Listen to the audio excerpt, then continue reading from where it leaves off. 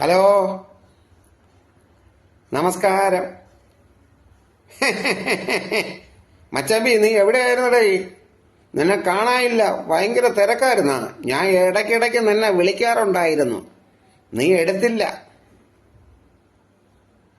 ആ, ഇലക്ഷന്റെ തിരക്കായിരുന്നല്ലേ? അതിനെന്ത്, നിന്റെ പാർട്ടി ജയിച്ചല്ലോ, നിനക്കിനി കോള് തന്നല്ലോ. മുഖ്യമന്ത്രി ആര്? 3 പേര് തള്ളിക്കൊണ്ട് കിടക്കണം.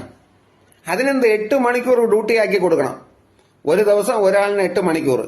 അങ്ങനെ ആകുമ്പോൾ ഒരു ദിവസം 24 മണിക്കൂർ കൊണ്ട് 3 പേർക്കും ഇരുന്ന് ഭരിക്കാം. അതെല്ലാം പോട്ടെ, നീ എൻ്റെ അളിയൻ. നമുക്ക് 2 പേർക്കും എന്ത് വേണോ പറയാം. അത് മറ്റുള്ളവന്മാരെ അറിയേണ്ട കാര്യമില്ല. എടേ, നിന്റെ അഭിപ്രായത്തിൽ ആര് മുഖ്യമന്ത്രി ആവണം എന്നാണ്? ഷേടാ ദുഷ്ടപാവി,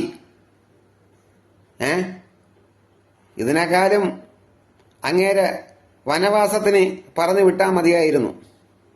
സത്യം, ഇത്രയും തെണ്ടിത്തരം നീയൊന്നും കാണിക്കണ്ടായിരുന്നു. ഇതൊക്കെയാണ് നിന്റെയൊക്കെ ഉള്ളിലിരിപ്പല്ലേ? ആൾക്കാർ ഒരു മാറ്റത്തിന് വേണ്ടി വോട്ട് ചെയ്ത് ജയിച്ചപ്പോ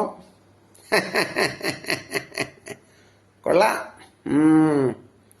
പാലം കടക്കോളം നാരായണ, പാലം കടന്നപ്പോൾ പൂരായണ.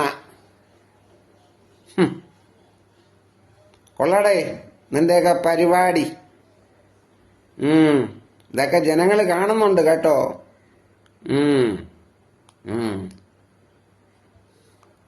എന്തായാലും കേരളം മൂഞ്ചി വച്ചിട്ട് പോകാൻ മയിലേ അവിടെ നിന്ന്. അളിയൻ കുളിയൻ തേങ്ങ.